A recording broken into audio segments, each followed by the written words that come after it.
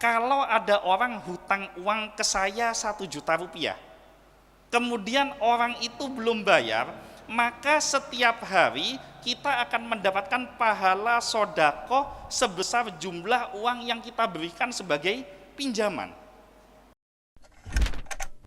Nah, bagaimana akhlak orang yang memberikan hutang? Pertama, siapapun yang berhutang kepada kita, kemudian sudah sampai pada tempo atau masa yang telah ditentukan, maka sebagai seorang muslim yang baik, kita punya kewajiban untuk mengingatkan saudara kita yang punya hutang kepada kita. Kenapa? Karena dosa hutang atau masalah hutang tidak bisa selesai kecuali dibayarkan. Itu pertama.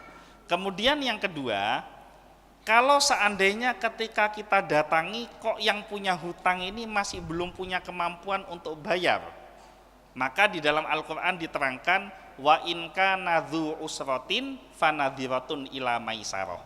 Kalau ada orang yang punya hutang kepada dirimu, dia tidak punya kemampuan untuk membayar pada waktu itu, fanadhiratun ila maisarah. Berikanlah waktu, tenggang waktu sampai dia punya kelapangan, sampai dia punya kemampuan untuk membayarnya. Tapi kalau umpama sudah didatangi berulang kali, tiap didatangi kok kondisi masih susah, didatangi lagi kok tidak ada perbaikan, terus sampai 3 tahun misalkan, sampai putus asa, karena ongkos berangkat nagihnya dengan hutangnya sudah lebih banyak ongkos berangkat nagihnya umpama, maka wa antasoddaqu khairul lakum in kuntum ta'lamun. Maka sedekahkan harta itu, sedekahkan hutang itu lebih baik bagimu kalau kamu mengetahui.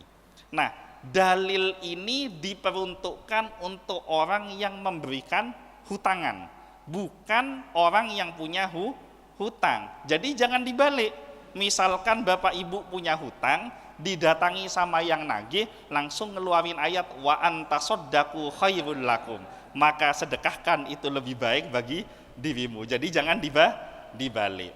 Jadi akhlaknya yang pertama, yang menghutangi diingatkan, kok masih nggak sanggup bayar, kasih batas waktu.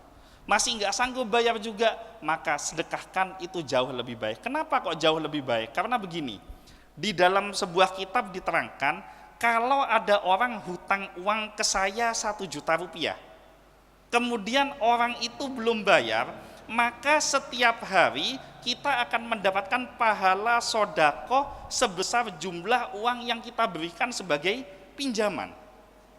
Jadi kalau dia 1 tahun tidak bayar, berarti setiap hari kita dapat pahala sodako 1 juta, 1 juta, 1 juta, setiap hari sampai 1 tahun.